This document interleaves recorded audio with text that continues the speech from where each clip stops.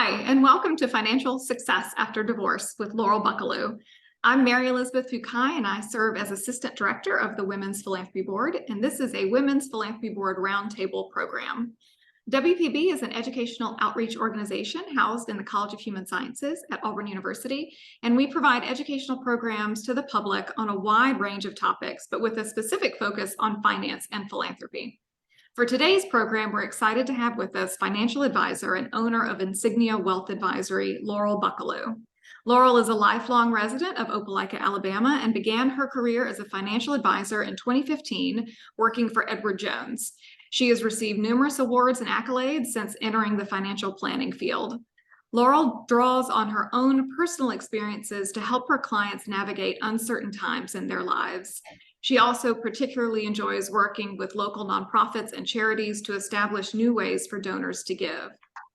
Laurel will be talking with us today about achieving financial success following divorce. 70% of women who experience divorce in the U.S. say they experienced shock due to both the emotional and financial strain. We hope what you learn here today will allow you to leave this session feeling more empowered to tackle your personal finances and recover financially following divorce. Laurel, thank you so much for being with us today, and I'll turn it over to you now. Thank you, Mary. I appreciate it, and I'm glad to be here. As Mary just said, I am Laurel Buckalew, and I'm the owner of Insignia Wealth Advisory.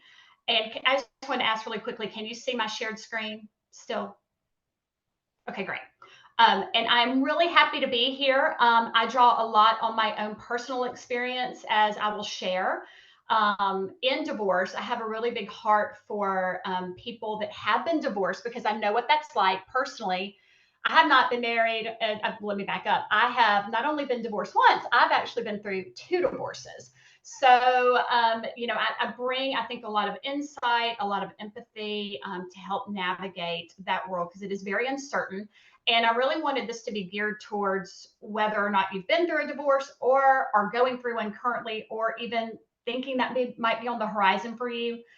There is a way to plan and be able to best protect yourself financially. But other than just financially, there's also an emotional component as well. Like I said, I entered financial advisory. It was actually after my second divorce. I had just had a newborn son, and my then husband he left, he disappeared. And about 2 days later, I got the idea. I was planning on being a stay-at-home mother, and something hit me. You need to check all of your accounts. And sure enough, all of the accounts were completely wiped out, savings, everything. So I was starting brand new over. And at the time, I had been working at the family business. I was going to still work there part-time. But I knew in order for me to become an independent, self-sufficient woman, I needed to learn how to start doing all this myself. So I began taking charge of my own finances and really, really loved it, and thought that I could really help other people also that were maybe struggling to know what to do with their finances, married and unmarried. My story just happens to be with divorce. And that's how I ended up being a financial advisor. It kind of found me through, a terrible life circumstance. But as I'll get into that, even after divorce, there can be a fantastic life at the end of the road. But what I do want to say is, here's my little cake with the split up. Nobody gets married, right, thinking they're going to get divorced. I mean, I know y'all are all married. None of you got married going, wow, I can't wait to get divorced. It's going to be great, right? Would that be accurate? Yes, sure. Yeah. Nobody gets married going, I cannot wait to get divorced. That is one of the transitions in life. Life is full of expected and unexpected transitions. Okay, so here's one screen that I have. You have expected transitions that send money into motion. You expect you're going to retire. You expect that your kids are going to go off to college. You expect you might sell a business. You expect those things, but one of the big unexpecteds is divorce. Nobody plans for that when they're planning for the financial future. When it does happen, unexpectedly, it does send money into motion, whether you want it to or not, whether you're prepared for it or not. So often when we go through a divorce, we think that, financial side is of high importance, which it is. Yet interestingly, most people, particularly women, because this is a women's group I'm speaking with, women discover heavily negative effects from divorce. They're not expecting, as you can see right here, 74% discover negative financial surprises that they never saw coming. So I'm going to ask y'all, if you can answer this, why do you think that is? Why do you think you have over 70% of women they were not expecting this? What's the reason? Because they're not having these conversations with their husband while they're married. Ding, ding, ding. Very good. Yes, that's exactly right. So in marriages, 49% of women say that their spouse fully takes the lead. This is women. So let's call it just 50% of men are making all the financial decisions in a home. 16% of women say they take the lead, whereas 35% say they share the decision making equally. That is significant. So you've got 85% essentially right there that is either fully male driven or one-sided driven or both together. So even in the best case scenario of you share decisions equally, now you're separating off. So you're now having to, not only are you losing your marriage, but you're also losing that person you shared all decision making with, your confidant and your friend, because most people that are sharing decisions equally in a marriage tend to have a really solid, strong marriage. So when that does happen to those, it can be quite shocking because they are losing their confidant. And you know, that is where the finances and the emotion can really, really, really take a hold. And we're going to get into that a little bit here.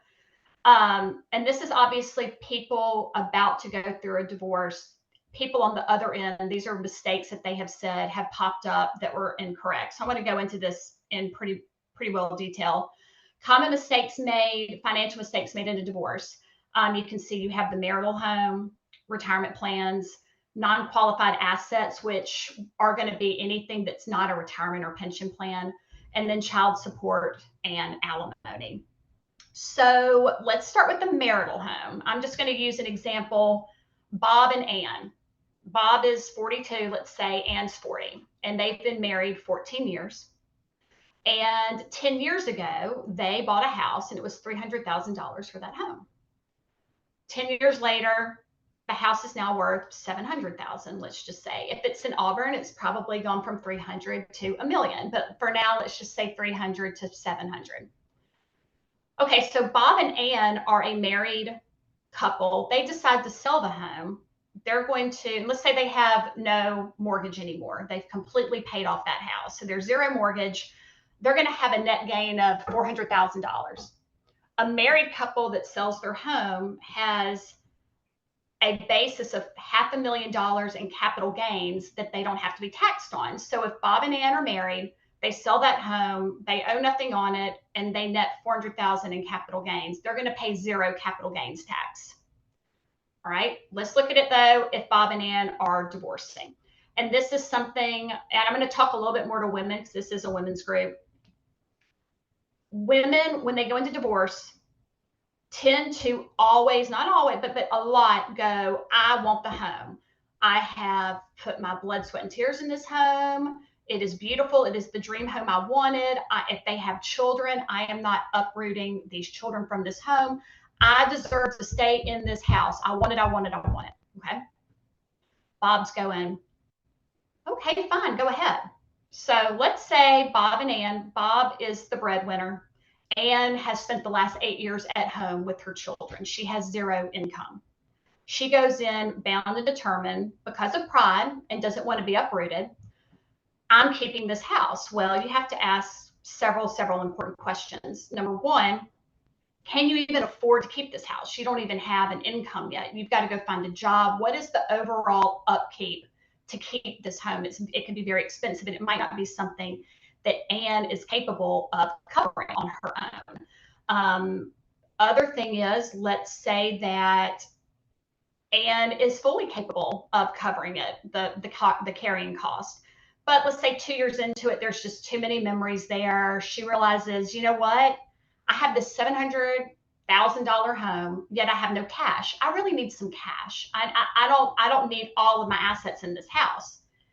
Ann goes to sell that home as a single person. Her cost basis is that $300,000 they originally bought that house for 10, 12 years ago. She sells it for $700,000, but her capital gains cap is only $250,000. So she's now on the hook to pay capital gains taxes on $150K. All those things need to be considered before you divorce, because those are things that happen. And then often people on the other side go, oh my gosh, wait, what? I've got to do that. And it's hard. And nobody likes to have those conversations with people going through divorces, but it's a reality. It's a fact. And women need to be, and men, I mean, on both sides, need to be very aware of what they're getting into. Another one is retirement plans. I'm just going to keep Bob and Ann here again. Ann has a very small 401k from a job that she left 8 years ago. She has stayed home to raise the children. Bob's got $500,000 in an IRA. Bob says, you know what? I'm going to split this IRA with you. Sounds fair, right? We're just going to go half-half. You're going to get $250,000. I'm going to get $250,000. Well, Ann's 40. She's under 59 and a half. She also doesn't have an income yet. She hasn't been generating any income. Let's say 6 months down after her divorce, she says, well, I'm going to need to get some of that $250,000 out just to make ends meet until I get a job, I get things lined up, I can afford all of this. Number one, you're going to pay tax on whatever you pull out because it's in an IRA plan. And number two, and a lot of people don't realize this, because she's under 59 and a half, she's also going to have to pay a penalty to the IRS of 10% of whatever she pulls out of that IRA. There is a period of time between divorce, and I want to say it's 60 days, that you can pull out money from an IRA plan in a divorce and not have that penalty. However, most people don't realize that they can do that. And they wait too late, and then they got a penalty and a big tax bill. So that's another thing. Non-qualified assets. So there's an investment account that Bob and Ann share together. Let's call it another $500,000, and we're going to keep this simple. It's made up of $250,000 in Apple stock and $250,000 in Walmart stock. They bought a little bit years ago, and over the years, they've added more to it. Again, your mind would go, well, let's just split that. So Bob's smart. Bob knows this Apple stock has increased 26% in the past 12 years. Walmart's only increased 10%. You know what, sweetie? I'm going to give you the Apple stock. Okay, you get the Apple stock. I'll keep this Walmart stock. Ann's thinking, that sounds great. That's perfect. That's fair. I like Apple better than Walmart anyway. Again, needs to get some money. She goes to liquidate some of that Apple stock. She's now paying capital gains on something that's grown on a cost basis of 25% versus 10%.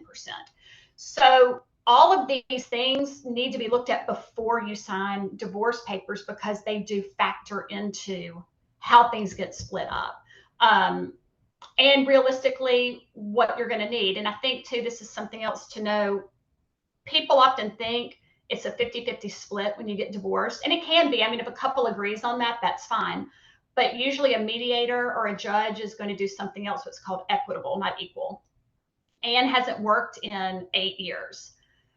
She doesn't really have skills right now to go out and find a job that's fully able to support her and her children.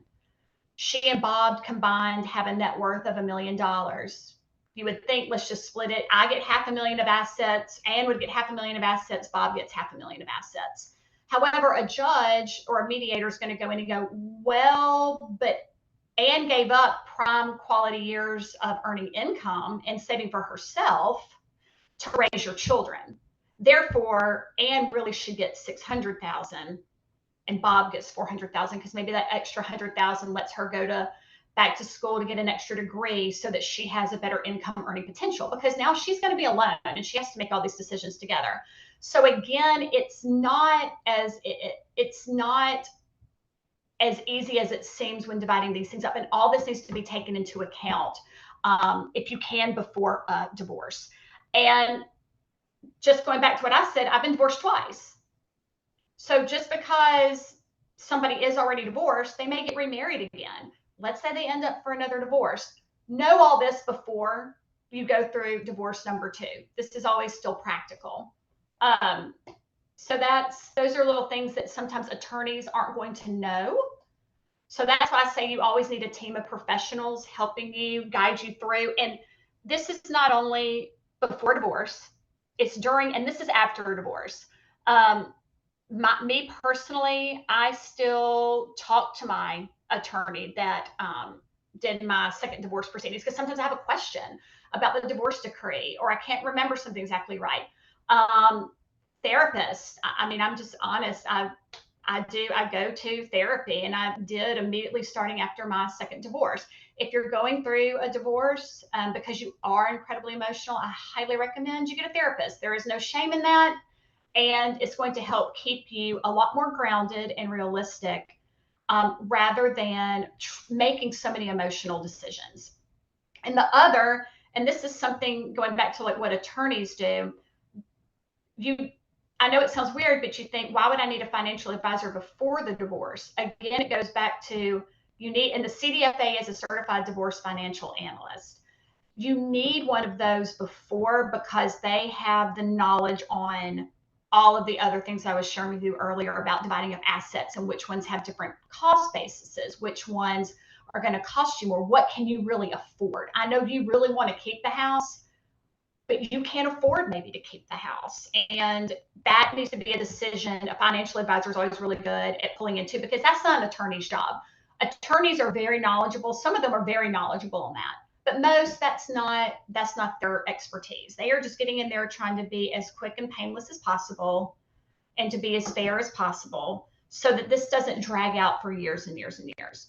So team of professionals beforehand, but honestly, this is your team of professionals after. You have a financial advisor. This is also something else in marriage. I just want to segue this. Often couples share financial advisors. They might have the same one. And again, Bob and Ann have always used financial planner Jerry. Jerry's a friend of Bob's. The relationship is with Bob. So not only is Ann going to have to realize, hey, this relationship with Jerry is probably a conflict of interest, a little awkward, I need to sever that. She also needs to know the best financial advisor for her going forward after the divorce that can help rebuild and make a plan for her life going forward. So how do you move forward after a divorce? It's never easy. I can say that from experience.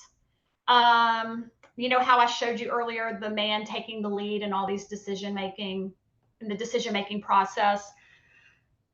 So if you're in one of those marriages of 50% that he took the lead, that's completely on you now. And I can say for myself, I was shell-shocked. I didn't really know what to do. I mean, I knew enough, but it wasn't enough to, say, how do I rebuild my life back, and how do I take charge of this? So it can be very, very, very, very intimidating, very scary. And this is why it is critical to have a financial advisor after your divorce. It's draining, fatiguing. When we're drained, we're fatigued, we're emotional, we don't always make the best decisions. We don't always make the most practical decisions. You want somebody on your team that is going to be for you and encourage you, but also give you the real truths, but also to ask you, what are your dreams and plans, and what are we going to need to do to get Ann to her dreams and plans, to build a new life without Bob? What's that going to look like? And I always tell people, rather than looking at this, and I know this is hard, but rather than looking at it and going, oh my gosh, my life is over, where do I begin? What do I do? This is really a time to also say, I have a whole clean slate here. I get to reinvent and reimagine myself and my life. And that can be very, very, very powerful. The way we think has immense power. And if you're thinking, this is it, I mean, y'all all know divorced people. How many divorced people do you meet and it's like, the world's coming to an end and I'm such a victim and it's terrible and it's awful? I mean, nod if you've ever met those. You don't have to name names, and maybe you don't, but I know a lot of those. You're not a victim anymore. you can do anything. Anything is possible at this point. And so now it's a time to go, okay, that life dream didn't work out the way I envisioned it. So what's the new dream? Where's the new plan? Where am I going from here? And I think that's really important. I'm going to ask y'all to tell me what you think your greatest asset is. Is it your home? Is it your retirement? Is it your car? Is it your investment accounts or your bank accounts? Does anybody want to throw what they think is their greatest asset? I feel like with housing prices in Auburn right now, my house is my greatest asset. Okay, I would agree with that. Housing prices and all, yeah. Anne's not getting off, so Bob and Ann are going to be selling their house for a lot more than 7. And then What after about that, with my retirement. your retirement? Okay, all right. And those are your greatest assets. Okay. Mary, you were going to say something? Mine's the house right now, I would think. Yeah. Okay. Okay. Probably the same with us too. Real estate. Okay. So I'm going to throw a little curveball. While that is tangible, the reality is your greatest asset is yourself. So that's, yes, that's me on a boat. So this is, so just kind of a segue, right? That's a new skill I've learned after being divorced. I've learned how to drive a boat. I don't get in boats. I don't like them. This is actually me in a boat. And I've gotten really pretty good at it. So I'm a little proud of myself. Your greatest asset is yourself. So what resides right here in between your head? There is no intellectual property greater than what's right here. The potential for this is infinite. I mean, and it really is. I mean, yes, tangibly speaking, our house, our retirement assets, all that. But let's just say you got scrapped down to nothing. And a lot of divorced people have. The greatest asset you have is yourself, period. And I want to really say again, and I know this is financial, but the mental health aspect of that is really important, because you can't financially get to the other side if you're not feeling confident about yourself. Another thing I'm going to segue on is, and this might not be very popular. I know I've had this conversation with several of my divorce friends. They don't necessarily follow this. But one of the things that, and this is not just women, men do it too. You go through a divorce, you feel pretty beaten down. You don't feel the best about yourself, and you truly want to, a quick fix to feeling better is to immediately start dating. You see it all the time. Newly divorced people immediately start dating. Not all of them, but a lot of them. And I was guilty of this too. After my first divorce, I immediately started dating, and I was remarried, within a year and a half. Because I didn't stop to do the work and to really evaluate what Laurel wanted and what was going to be the best life forward for me. Instead, it was like a Band-Aid on a bullet hole, right? You just immediately go out there because you want to feel better. I'm not disparaging that. Of course you do. But rather than investing in immediate relationships, I tell people to invest in themselves. Another little statistic for you: first marriages have an almost 50% divorce rate. Second marriages have a 65% divorce rate. Why do you think, all right, I'm going to ask y'all this. Why do you think that is? Why do you think a second marriage divorce rate is even higher than a first divorce?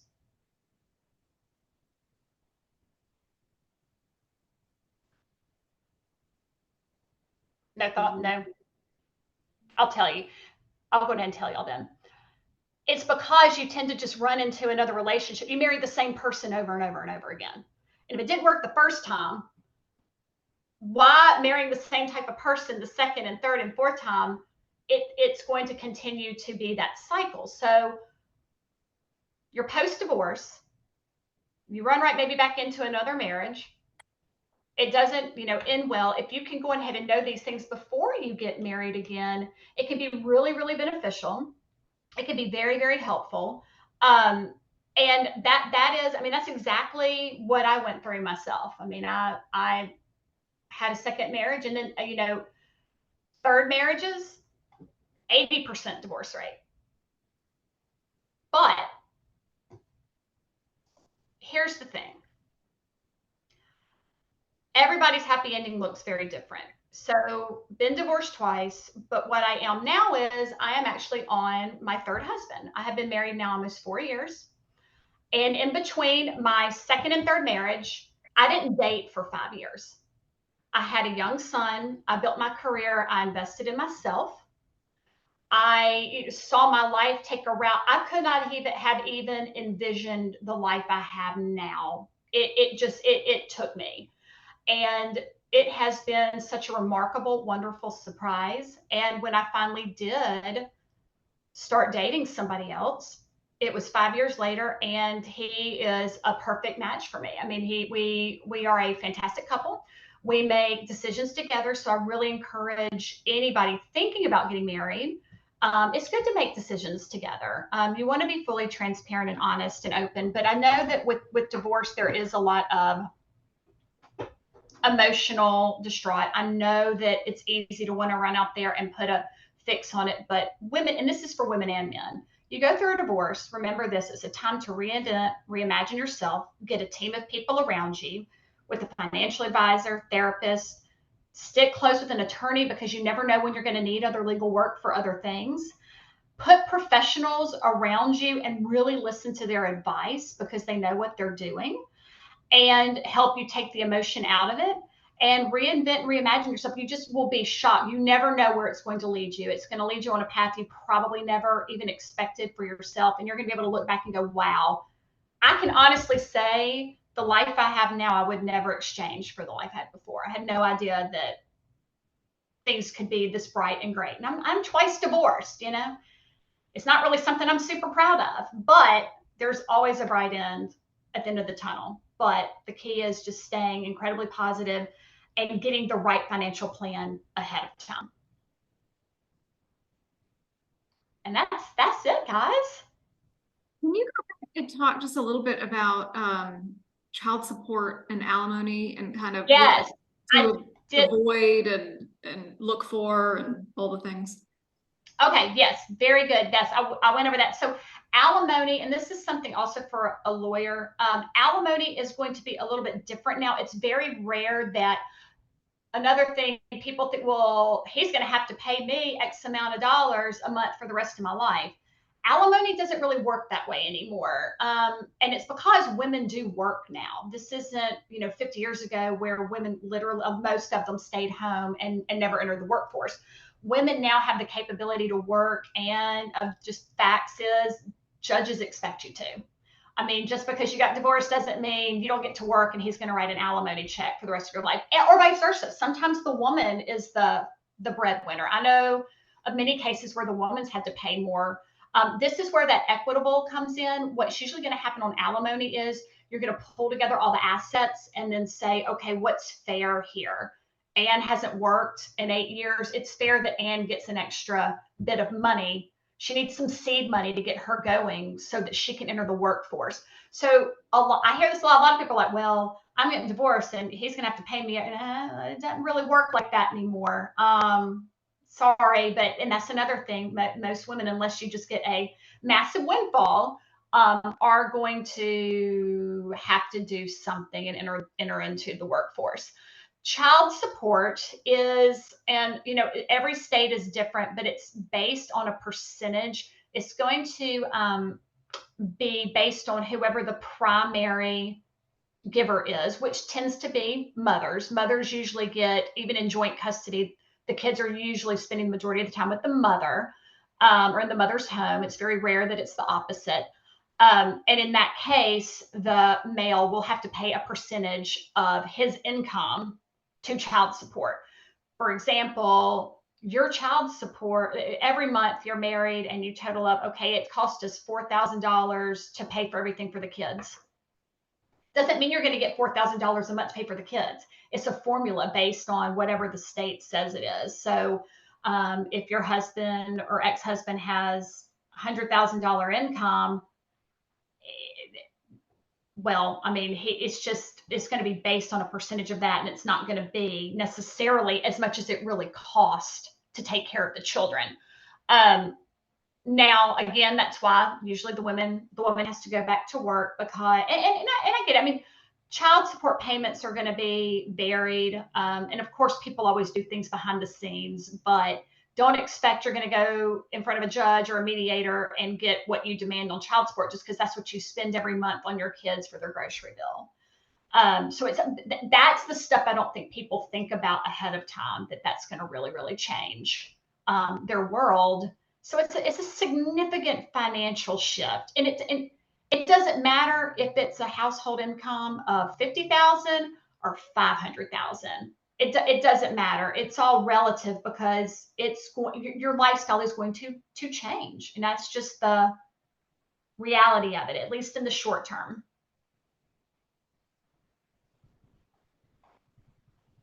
Do y'all have any other questions? Kim, oh, you're on mute. So we always hear that money is the number one cause of divorce. Yeah. But it can also be a reason why people don't get divorced. Yes. So Yes. What advice do you have to people who maybe are on the thinking about divorce, but maybe over finances, and what's some advice you would give them to try to work through those issues? Yeah. And then what some advice would you give to someone who needs to get divorced, but for financial reasons, they feel like they can't? Sure. That's a really good question. So on the first one, and they always ask you, when do you need to hire somebody, a financial advisor, in the process of your divorce? And it's before you are even considering divorce. If you know, I just don't know about this, I need to speak with somebody, I would recommend on the first case scenario, you need to go immediately and talk to a financial advisor or someone that is a CDFA and tell them this is what we have. And they can look at, all right, do you work? All right, what's your income? All of those factors involved. And they can immediately figure out, this is what you're going to be able to do. This is how you're going to be able to live. Like, you can have a full-on plan before. And then you can decide, is that the life I want? I'm not a proponent of divorce. Just because I've been divorced twice says it, I'm like, yeah, just run out there and get divorced from everybody. I always want people to work it out if they can, especially if kids are involved. So again, that's where therapy, marital counseling can really come into place. But at least ahead, you can know pretty solidly where you're going to stand financially. Because what happens is in divorce, it gets so emotional. People just often, we're getting a divorce. And then they get through it and they're like, oh my gosh, I didn't realize all this and that. And is this really worth it?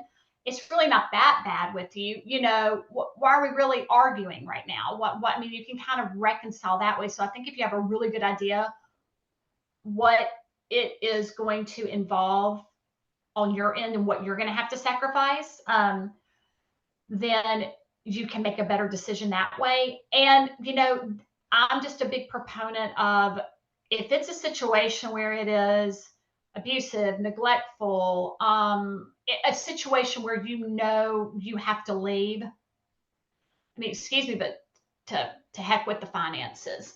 Like, you still need to get a plan together, obviously, beforehand, and you need to meet with an attorney, a financial advisor, a therapist beforehand.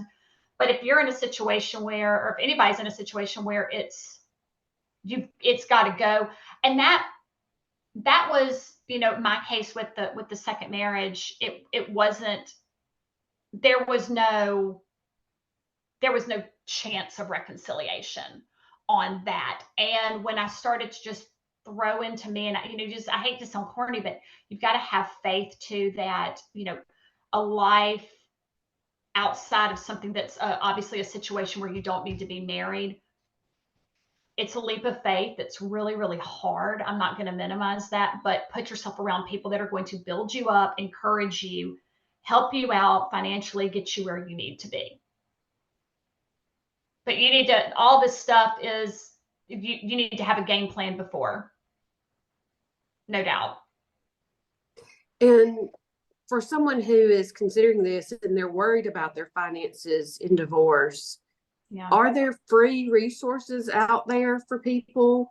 Do you know of any that? You know, Kim, I hate to say this. Let me look into that because I am not aware of any free resources, but I do know, and at least not through government agencies. I mean, you have to, unless you really qualify for it, yes. Yeah. But there are so many great charitable organizations out there. Honestly, I've never looked into that. So I can look into that and get back to you on that if that's okay. Sure. Because surely there are. I just don't know. I happen to know of one resource, and it's Really? it's called wife.org, WIFE.org, and it is the oldest nonprofit in the country dedicated to help women navigate through situations like this. And it was started by Janita Wall and Candace Barr, and we've actually featured them as speakers in WPB many moons ago. But it's a great resource, and they do online webinars and that kind of thing. And their tagline is, they have these bumper stickers, and their tagline is, "A man is not a financial plan." And that is true. It's because here's the thing, even if you stay married for years and years and years, I mean, you never get divorced. And I think I've talked to y'all about this before in a presentation, but women outlive men by 7 years. So if you're married to somebody and he's, say, 5 years older than you, or you've got a 13-year swing. If you're the same age as your husband, you've got a 7-year swing. So at some point, even if you're still married, I hate to break it to you, but most women are going to have to be the financial planners in their world. So divorce or not divorce, it's time that women really learn about all this, because it's going to face them at some point. And, like you just said, men aren't a financial plan. A man is not a financial plan. And I've dealt a lot. I have a lot of widows as clients, and it's the same situation. Their confidence is rattled. They're insecure. They don't know what to do. And working with somebody, it's amazing to watch these widows and divorcees just within a year. They've gone from here and their confidence level is here. And when that happens, it's all that mindset. When you can gain that confidence, I mean, really your greatest asset is yourself. The possibilities are endless. Laurel, I remember being in college and one of my friends' mothers saying, always have your own money somewhere. Yeah. And I've thought about that. I mean, I have a savings account that just has my name on it. Not that I, hide it or anything, but what's your advice about keeping some, if you're in the pre-marital thinking, what's your advice about keeping a little bit of financial assets to just yourself? I think that is really, really wise. And I will say this, and I'm not a lawyer, and I know law has changed. I mean, obviously there's probably some legal changes since I was divorced, but just because you have that savings account in your name, or somebody has a rental home in their name, it depends, but often it depends on if it's amicable or not. But if it's not amicable, technically the spouse can say, well, your 401k went from 50,000 when we met, and that's your own assets. And while we were married, now it's worth 400. I'm entitled to half of 350. Just because it's in your name doesn't necessarily mean it's protected. And with that being said, I know we use the word prenup is a really big word that people use. And it sounds kind of, it's tricky, because people go, well, I don't want to have a prenup, because then it's like me saying that my marriage isn't going to work. Also, prenups, most people think, well, that's for people that have already a lot in assets, and maybe you're thinking, well, I don't have $5 million in assets, I don't need a prenup. But I think before you get married, having those conversations is wise, and maybe doing something like a prenup. I know one person lives in another state. She acquired a rental property before she got married, and she had a very simple prenup saying, should anything happen, that was her rental property, and he signed it. He said, if something ever happened, I have no claim to that rental property. And there are things too, if you are married and you're kind of going, oh my gosh, I didn't know that. So like my 401k, it could technically be half theirs, yes, even though it's just your name on it. There are also things called post-nups. And you can have those conversations with spouses and go, hey, I've got this, you've got this. What if we agree if something happened, if we ever split up or God forbid something happened, this stays with me, this stays with you, and it protects it for the children. Or it makes sure that, you know, a new wife doesn't come in and now they're claiming something that you really felt maybe your child was entitled to. And they're tough situations, but I have found in a lot of healthy marriages, they can breach those subjects pretty easily.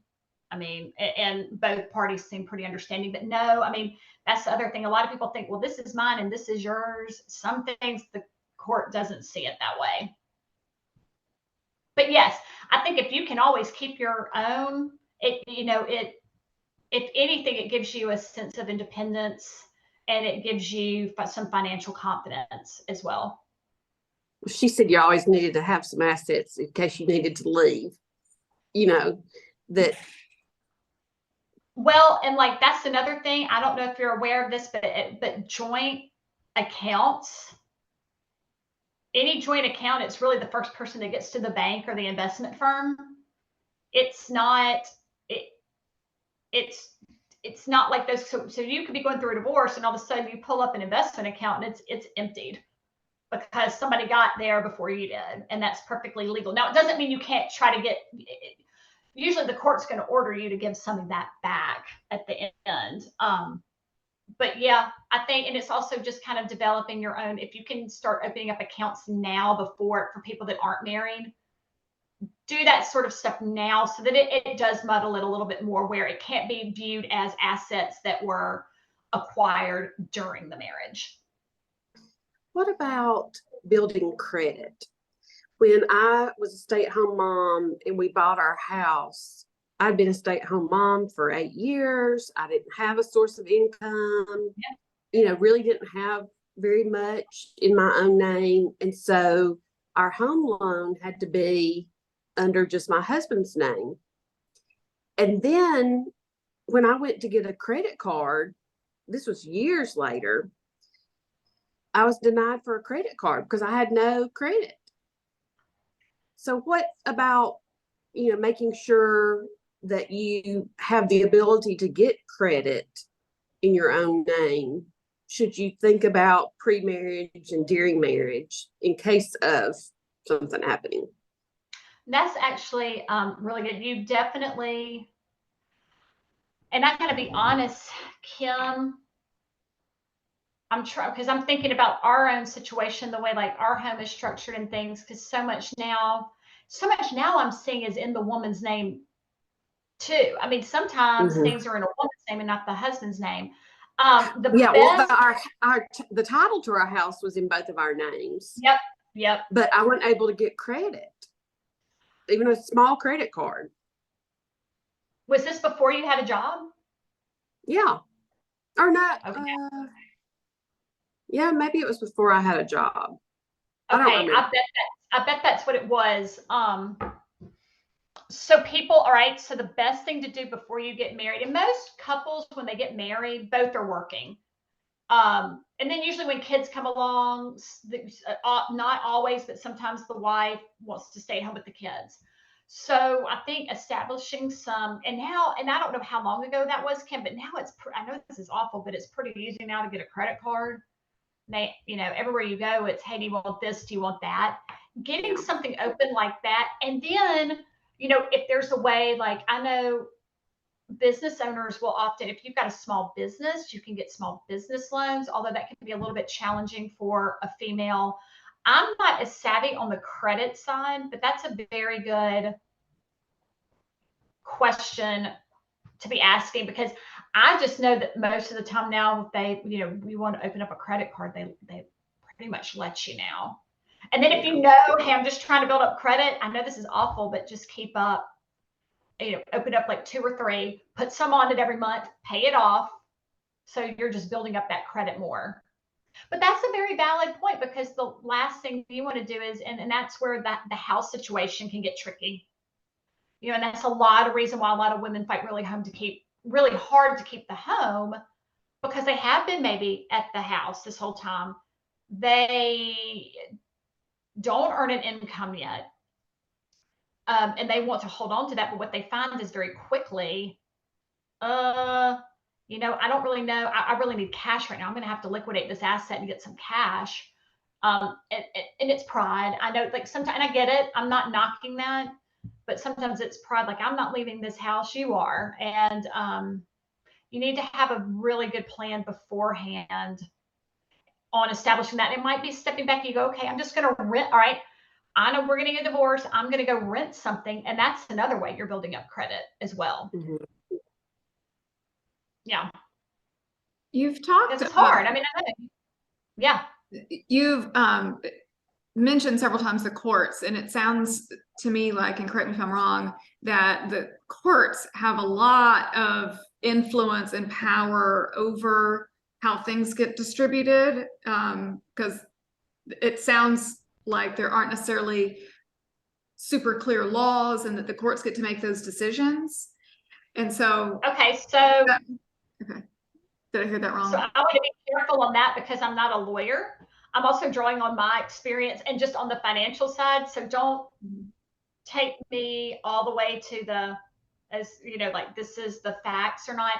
So the reality is most divorces never go to court. Most are mediated through a mediator, or in a lot of cases, the husband and wife just decide how they're going to split it up. You're perfectly able to do that. They don't, if you come to an agreement and don't even have to involve an attorney or a mediator to save money, because divorces are expensive, nobody cares what you did. Like, if somebody got out of $1 million estate, 800,000 versus 200, y'all both agreed to that, they don't care. But if it does go in front of a judge, they are going to draw more. And every state is different, and this law is always changing. It is going to sometimes, and sometimes, I mean, kind of, I know with child support, there's always a formula. So that's pretty boom, unless y'all can agree on something else. And I'll just throw this out there. Like, I don't know if y'all have seen the Kevin Costner divorce debacle going on right now. Has anybody seen that in the news? Yeah. So his wife of like 18 years has left him, and they had a prenup, and it seemed to be pretty ironclad, but she's contesting a lot of it.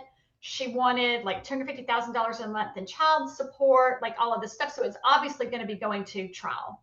So it's going to be, a lot of it will be based on, I'm sure, whatever, I think they're in California, will be what California law says. Okay, and I think they came to some sort of child support agreement, and he basically used a formula, based on, this is your income, this is the formula you're going to pay for now, this is a temporary order. But I mean, that judge could, where the law might be not concrete, they can make their own decisions. And it costs a lot of money to take a divorce to court. I had to do that simply because we were dealing with, and that's a whole other story, but we were dealing with custody. And, it fortunately worked out really well for us, but it was also kind of the judge's discretion in a way on that. But most judges are going to be fair and accurate, but at the same time, mediators are great. If you can do it in mediation, but I often say now, a lot of mediators, and there's some mediators I can think off the top of my head that are local that know already a lot of this. So they'll look at a client and say, you don't want that IRA. We're asking, you want this. This is better for you. But some don't. That's when they need to get an advisor involved, whether it's just, splitting like that. But I mean, yeah, courts have a lot of power. But do you have any tips on like vetting divorce attorneys? I mean, I know we're in a small town and you can almost like ask people's opinion, but let's say you live in a bigger city and you're getting divorced, and knowing that your attorney is going to be really important in this process. How do you vet a divorce attorney? Well, that is a really good question. Like you said, we're in a small area, so being here is a little bit different. You can ask anybody, they're going to, give you a list of names, and everybody's going to have about the same list of names. And that right there, okay. So as wild as this sounds, if you're getting a therapist, therapists usually have really great names on divorce attorneys, or at least a resource, or at least if they don't know them, a resource for you to reach out to. Like that network is that I've noticed that network can be very powerful. And the other thing, I actually just got a call the other day from a friend saying she has a friend going through a divorce and who helped me with certain things. So reaching out to people like big city, you know, you're still going to know other people that have been divorced or somebody that you know who went through a divorce. And the great news is contact those people that you trust, and they'll say, well, I've heard this one's good or this one's good, or they might go, hey, I use this one, they're terrible, don't use them. Like that's also vetting. And I think it's important, especially if you're in a big city. It's a little bit different when you're in a smaller area and you really know the person. But if you're in a big city, go meet with 2 or 3 divorce attorneys and find one. It doesn't necessarily have to be, a lot of people are like, I want this person that really specializes in this. You also need to be with somebody who is, you've got to trust them. That, and you can get that feel when you meet somebody, but it's got to be somebody that you feel is looking out for you. But you've also got to trust them, because if they are giving you advice, you need to take their advice. They know what they're doing. And divorce again is tricky, and like I said, I can't speak for attorneys at all, but I would imagine, you know, you're going in very emotional. You want this, an attorney's going, no, this is the reality, and you need to be prepared for it. Listen to them. They're not trying to be mean or rude or hurt your feelings. They are looking out for you, and you hire these people because they're taking the emotion out. And when you hire people to do their job, let them do it. That's also my biggest thing. I've seen a lot of people, they don't take an attorney's advice, and I'm going, then why'd you get one? Let them do their job. But usually a network is going to be the best. A network of knowing people, and trying to vet attorneys that way. But that's a good question, because I've never dealt with how do you vet an attorney for divorce in Chicago. I've never had that issue. But you'll always find there's a network of people. Somebody's had a divorce, and somebody's had a terrible divorce attorney, and somebody's had a great one, and it can move really quickly. Or so they claim they were terrible. You know, often people go, mine was awful because, you know, they didn't get everything they wanted. Well, it's called divorce. You're not going to get everything you wanted. Have realistic expectations. Okay. Yeah. Good questions, guys. Good advice. Awesome advice, Laurel. Thank you. Yeah. Yeah. Oh, yeah. This is my wheelhouse. I've been there, done that. Ain't no t-shirt. Hey, I'm a bit of an expert. I'll tell you that. Never mind. I made a joke with my husband the other day. He was wonderful. And I said, do you realize this year this will be the longest marriage I've ever had? And he said, wow, that's just great. I mean, we have to laugh about it. You know, it's the fact. I've got no shame. To celebrate, though. You know? It's something to celebrate. And that's the thing. Just have a good attitude. Be willing to laugh at yourself at some point, right? I mean, yeah. Anyway, but yeah. Well, thank you so much for. Thank you for having me. This has been awesome. I'm not considering a divorce, but I will certainly like reference this if I ever need to help somebody out who is getting a divorce. So. Well, and Mary, I will tell you this, a lot of times people, and if y'all know anybody that's ever going through things, a lot of times people don't want to get on a forum like this and just talk about, oh God, right. They're not going to do that. Right. So again, it goes to also discretion, finding somebody they can talk to, and it be incredibly discreet. Because most people aren't going to just openly talk about this stuff on a Zoom call. Right. Yeah. Nor should they necessarily. Exactly. Yeah. Yeah. So thank you to anybody who's watching this. And hey, thank you on behalf of my students. Thank you. Thank you. You're welcome. You're welcome. Awesome. Thank you, ladies. It's been fun.